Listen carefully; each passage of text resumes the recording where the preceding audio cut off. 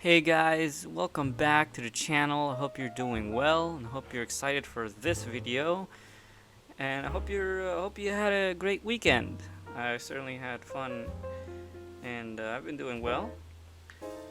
So in this video, I just wanted to remind you guys about the other two videos. In case you haven't seen them, I highly recommend you check them out. But basically, this is just a summary, if you will. In the last two videos, we talk about 1 point perspective and how the horizontal and vertical lines are always parallel. So, you know, if we have a square, these are always parallel to each other. And a circle, like here, this circle is basically the same circle as back there. Only the diagonal lines are meeting at the vanishing point here. That's what we covered in the 1 point perspective. And the 2 point perspective, we have 2 points and only the vertical lines are parallel, as you can see. And both vanishing points must be far from each other. For example, if you have both vanishing points close to each other, the drawing would look something like this. It would look squeezed, it would look stretched, but if you have them a bit far from each other, like so, it would look pretty normal. Alright, now on to the main topic. So 3 point perspective looks something like this. Now, don't worry, I know it kind of looks complicated, but I'll go through it as I'll explain it in a very simple way. 3 point perspective obviously has 3 points now. We have 3 vanishing points. The only difference here is that there are no parallel lines. In a 2 point perspective, we only have the vertical lines that are parallel. In the 1 point, we have vertical and horizontal, right? But in this 3 point perspective, we have no parallel lines at all. And 3 point perspective is very good when you want to draw like a building or a structure or something that shows size and magnitude, how enormous something is. So, for example, if we're looking at a building, let's say, just a quick illustration here. If we're looking at a building from the bottom, let's say we're in street level, and we're looking at this from the very bottom floor. Here's the door. This is what it would look like. We're here at the street level, we're down here, and we're looking all the way up there, and in this huge structure. Now let's draw a picture in 3 point perspective. The easiest drawing to start practicing 3 point perspective is to draw a building or a giant box, I guess. So the first thing we need to establish is the horizon line. That is always the first thing we need to place.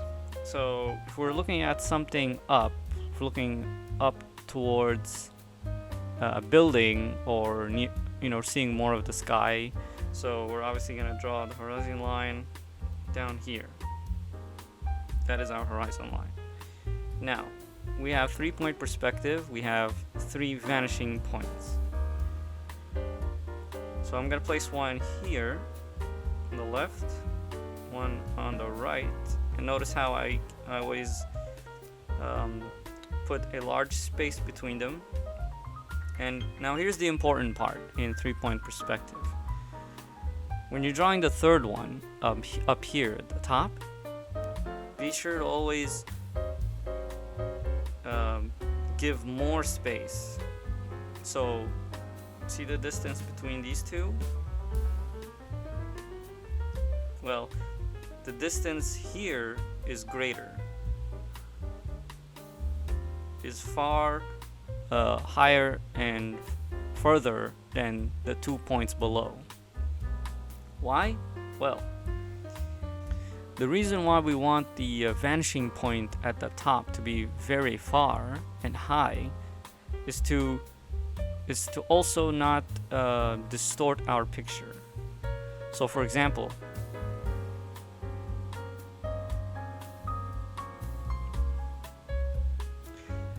let's pretend I'm going to put the vanishing point down.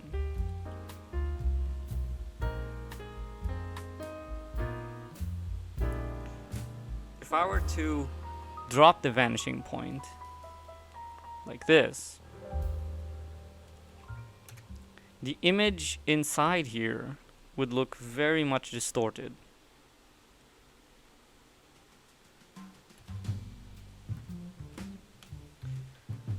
So if I were to draw a structure now,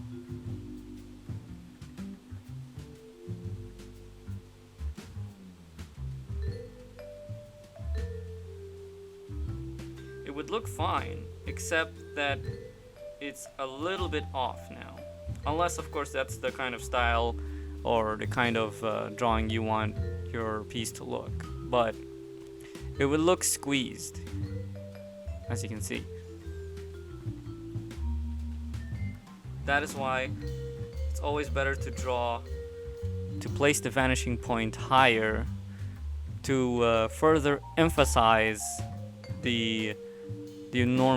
how enormous the object is, whether it's a building, a giant tree, even a giant person, and so on and so forth. Alright, back to our original drawing. So I'm gonna place 2 vanishing points like so, the third very high up here. Now another important thing to plan for is, since the vanishing point here is so high, it's most likely not going to fit inside the frame of your drawing. Let's pretend this is the so let's pretend this is your paper, okay, or your canvas. This is what it would usually look like. We don't want our vanishing points to be inside with us in the paper, because then they're too close now and the picture would look distorted. So what most artists and digital artists do is they place their vanishing points outside of the paper like this, and that way the drawing in the paper would look more natural. So let's say this is my paper, this is my canvas, and this is where I will be drawing my piece and art inside.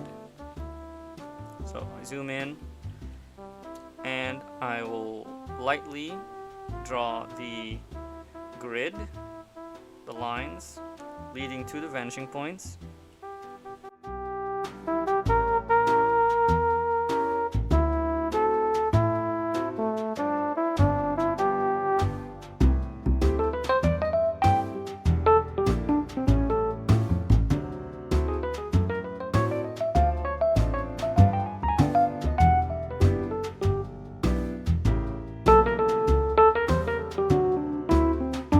Alright, now that we've established our grid lines, okay, let's zoom in inside our page, our picture here. And already you can kind of see the lines leading up, as if we are looking upwards, like so. And remember, there are no parallel lines in 3-point perspective. There are no horizontal or vertical parallel lines.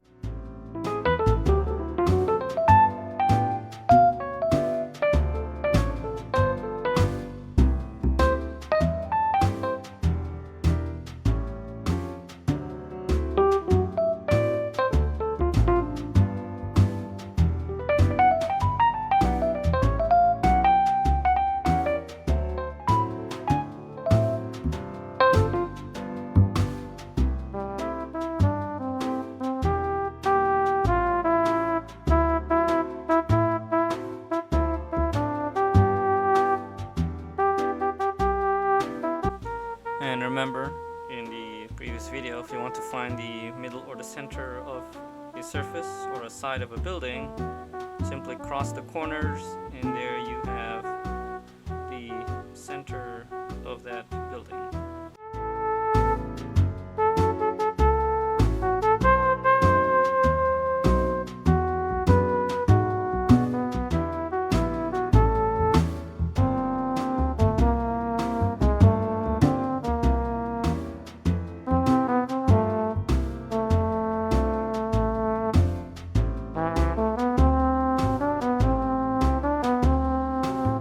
And there we have it.